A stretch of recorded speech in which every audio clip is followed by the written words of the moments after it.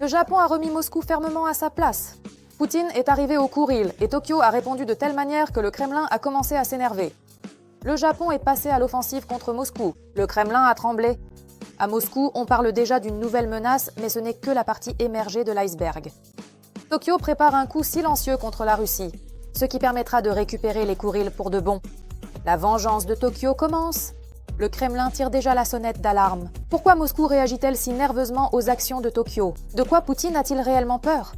Tous les détails dans la suite de l'émission. Bonjour, c'est Ukraine aujourd'hui et Renata Aslanova et les dernières actualités. Moscou est en panique. Le Japon a répondu fermement à Poutine au sujet des Kourils.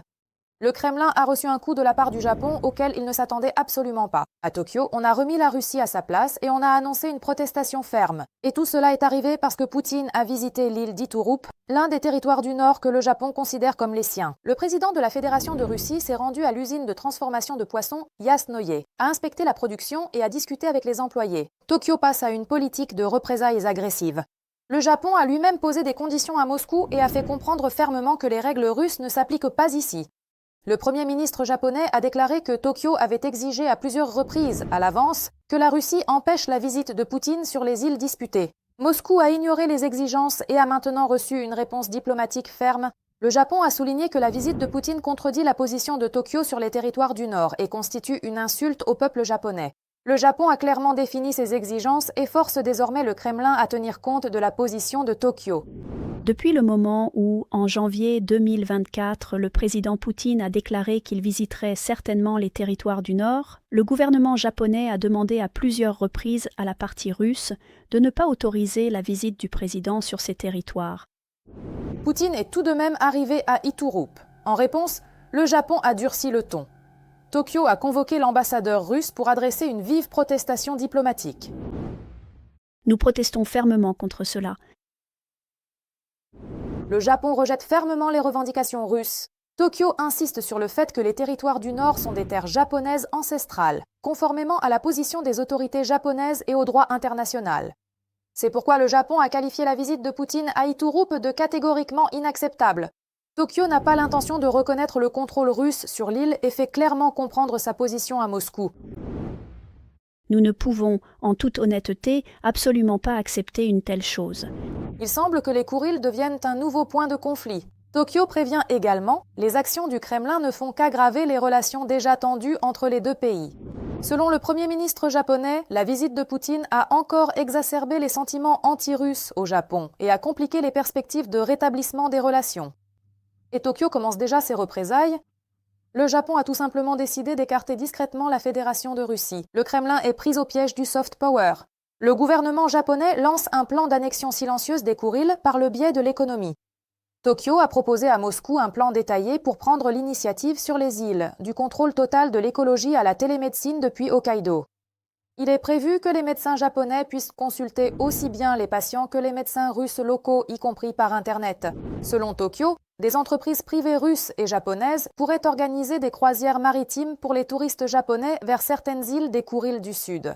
Les autorités japonaises espèrent également que les écologistes des deux pays pourraient travailler ensemble à la préservation de l'environnement. La Russie semble perdre son droit exclusif sur les îles sous couvert de coopération. Mais ce n'est pas tout. Dans le domaine de la pêche, le Japon prépare pour Moscou un hameçon auquel il est impossible de résister. La transformation commune du poisson et la conquête fulgurante du marché des produits de la mer. Tokyo s'approprie en fait les ressources des îles. Et là, Moscou devrait s'inquiéter, car Tokyo ne fait clairement pas tous ses gestes envers les Kourils sans raison. Le Japon a officiellement confirmé, les îles Kourils sont un territoire occupé que l'URSS a volé illégalement.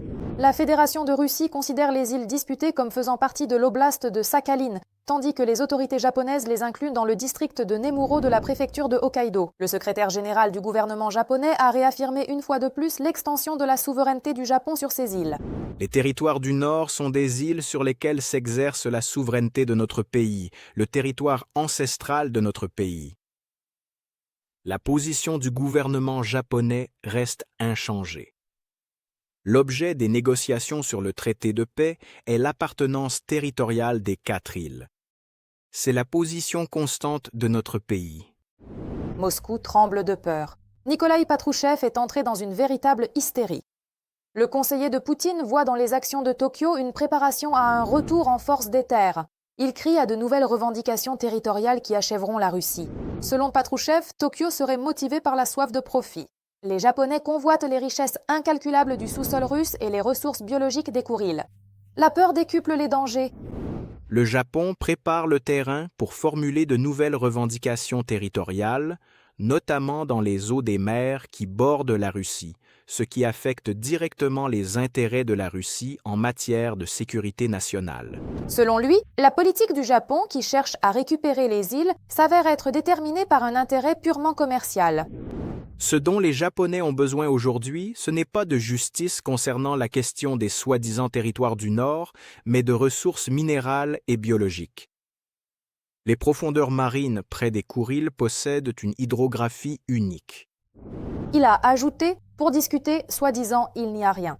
Les îles sont à nous, mais il a immédiatement reconnu. Le Japon a créé une flotte très puissante et, avec l'OTAN, se prépare à une revanche. Patrouchev a révélé un terrible secret. L'OTAN a l'intention d'utiliser la flotte japonaise comme un bélier pour détruire ses ennemis dans le monde entier. Les interdictions législatives concernant la guerre sont sur le point d'être levées. Les samouraïs partent à la chasse.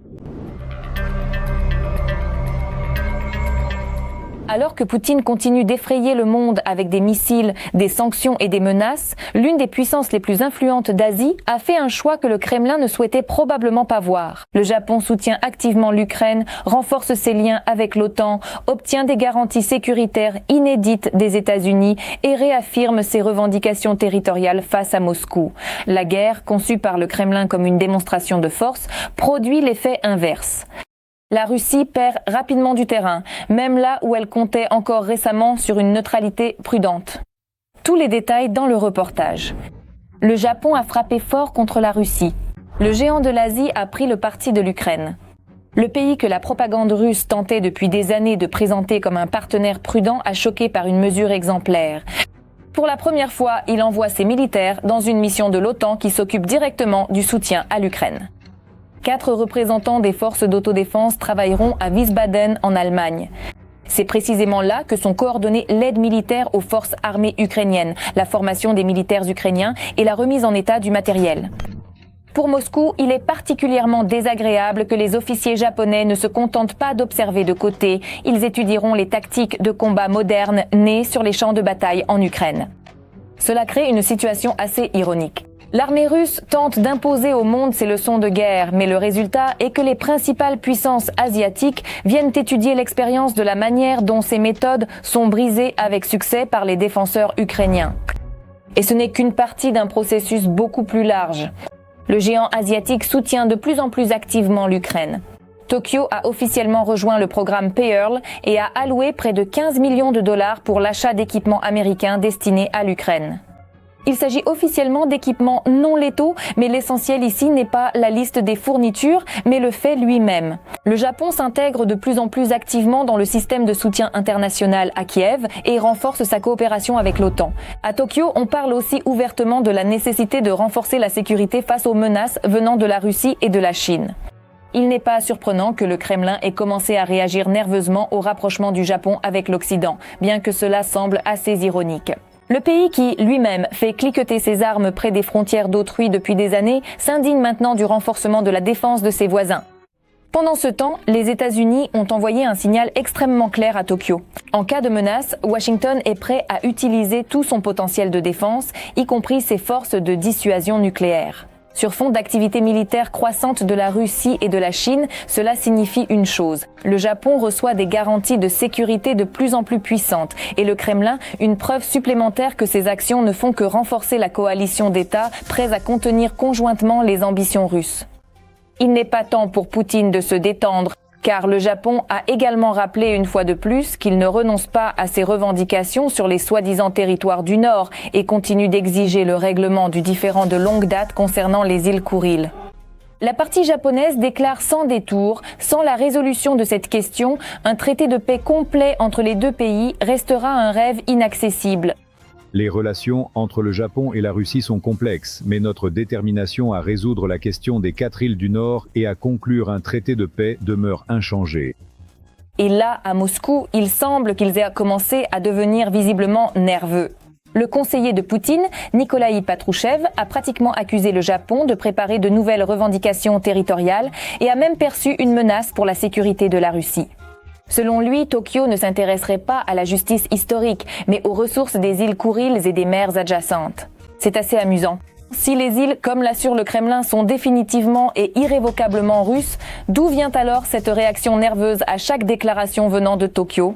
Le Japon prépare le terrain pour de nouvelles revendications territoriales qui affectent directement les intérêts de sécurité nationale de la Russie.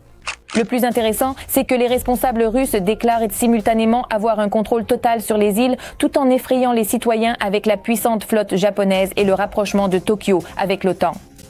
On a l'impression qu'au Kremlin, on s'inquiète de plus en plus non pas des Kouriles elles-mêmes, mais du fait que le Japon renforce rapidement ses positions dans la région, alors que la Russie est contrainte de disperser ses ressources en raison d'une guerre prolongée. Parallèlement, le Japon se prépare lui-même activement à d'éventuels défis. À Tokyo, on s'inquiète de plus en plus de l'augmentation de l'activité militaire russe en Extrême-Orient. Le ministre de la Défense, Shinjiro Koizumi, lors d'une visite à Hokkaido, a déclaré sans détour que la défense des frontières nord restait l'une des principales priorités du pays. Même si le renforcement de la défense des régions du sud-ouest devient de plus en plus important, Hokkaido reste une région vitale. Il était nécessaire de continuer à maintenir ici un système de défense irréprochable. Moscou transforme actuellement de fait la mer d'Okhotsk en une base protégée pour ses sous-marins nucléaires. Parallèlement, la Russie renforce sa présence militaire sur les îles disputées près de Hokkaido, où sont déjà déployés des chasseurs Su-35 et des systèmes de missiles anti-navires. En d'autres termes, le Kremlin continue de militariser une région que le Japon considère comme directement liée à sa sécurité nationale. L'ironie réside dans le fait que, par ses actions, le Kremlin obtient un résultat diamétralement opposé à celui qu'il souhaitait. Plus Moscou fait preuve d'agressivité près des frontières japonaises, plus Tokyo augmente rapidement ses dépenses de défense, approfondit sa coopération avec l'OTAN et soutient l'Ukraine. Il semble que les dirigeants russes soient tellement absorbés par la création de nouveaux ennemis que même l'un des États les plus prudents d'Asie perçoit désormais la Russie de plus en plus non pas comme un voisin, mais comme une menace potentielle. Il n'y a pas de retour en arrière possible. Le samouraï a déjà dégainé ses épées. Il ne reste donc plus au Kremlin qu'à prier. Le dragon japonais s'est réveillé. L'ère du silence est terminée. Ce que Poutine craignait tant est arrivé. Le géant silencieux de l'Asie a abandonné le pacifisme et porte un coup dévastateur dans le dos de l'agresseur. Tokyo entre officiellement dans le jeu aux côtés de l'Ukraine. Et ce n'est pas juste de l'aide, c'est un revirement géopolitique total. Alors que Moscou comptait sur la neutralité de l'Orient, les samouraïs ont dégainé leurs lames. Tous les détails à suivre. La fin de l'ère du silence. Le dragon japonais s'est réveillé. Pendant longtemps, le Japon a été un géant silencieux pour le monde. Une économie puissante, d'énormes capitaux, mais un refus total de jouer un rôle militaire en raison d'une constitution pacifiste. Mais l'invasion à grande échelle de l'Ukraine par la Fédération de Russie en 2022 a ébranlé ce monde paisible. Tokyo a réalisé que si la bête enragée n'est pas arrêtée en Europe, demain les flammes embraseront l'Asie. Aujourd'hui, nous assistons à un tournant fatal pour le Kremlin. Le Japon entre en jeu en tant que partenaire d'acier de l'Ukraine, comprenant que Kiev et Tokyo mènent la même bataille pour leur survie. Les chiffres parlent plus fort que les mots. Le Japon a déjà investi plus de 15 milliards de dollars en Ukraine, se classant au 6e rang mondial des donateurs.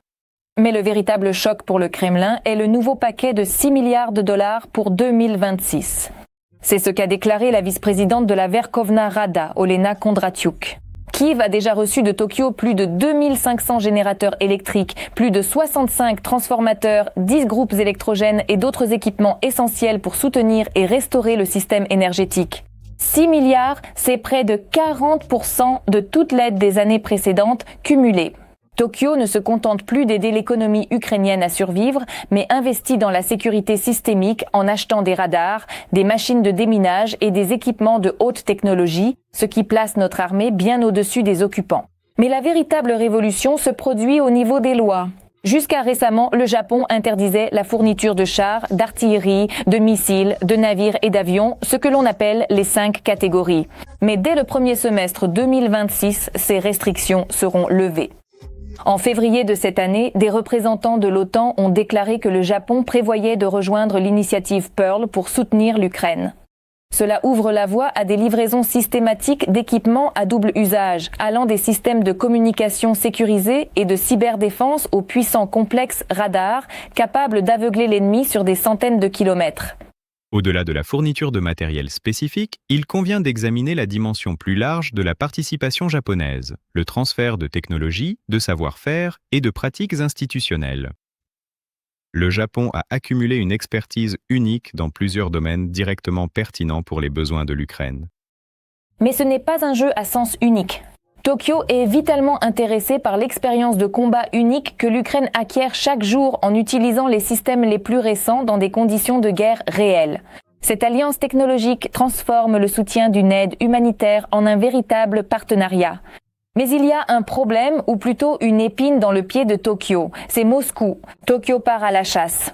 Le pays a ouvertement déclaré la menace venant de la Fédération de Russie. Le ministre de la Défense a porté un coup dévastateur à la diplomatie. La guerre en Ukraine est une attaque directe contre la sécurité du Japon. La raison a fait surface, la RPDC envoie ses militaires sur le front auprès des Russes afin d'acquérir une expérience de combat infernale et des technologies. La guerre en Ukraine n'est pas quelque chose de lointain. Là-bas, les militaires nord-coréens étudient de nouvelles méthodes de combat avec des drones, de l'intelligence artificielle dans le cyberespace et des armes traditionnelles. Lorsqu'ils retourneront en Corée du Nord, la question se pose. À quoi exactement cette expérience sera-t-elle utilisée et contre qui? Le ministre est en colère. Il est vital pour le Japon de découvrir les motifs secrets de Kim Jong-un et de Poutine, car cette alliance militaire transforme l'Asie de l'Est en une poudrière prête à exploser à tout moment.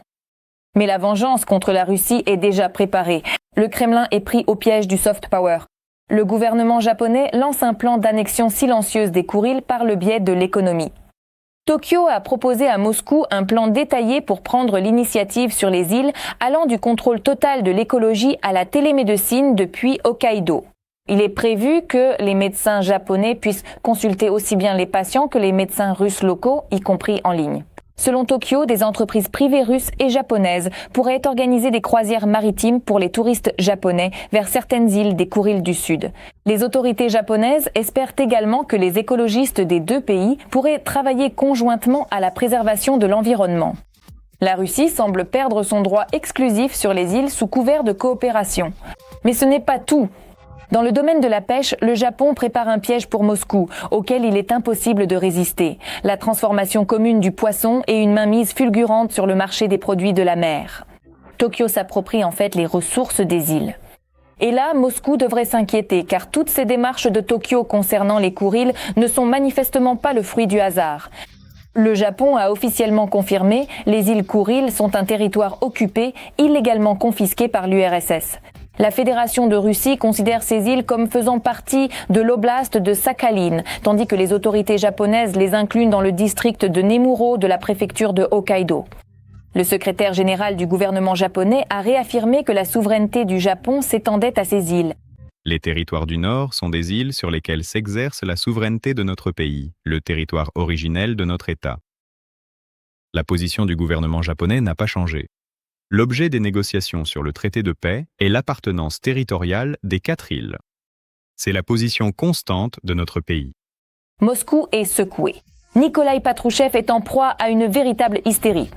Le conseiller de Poutine voit dans les actions de Tokyo une préparation à une reprise des territoires par la force à grande échelle. Il crie à de nouvelles revendications territoriales qui achèveront la Russie. Selon Patrouchev, Tokyo serait guidé par la soif de profit. Les Japonais convoitent les immenses richesses du sous-sol russe et les bioressources des Kourils. La peur décuple les craintes.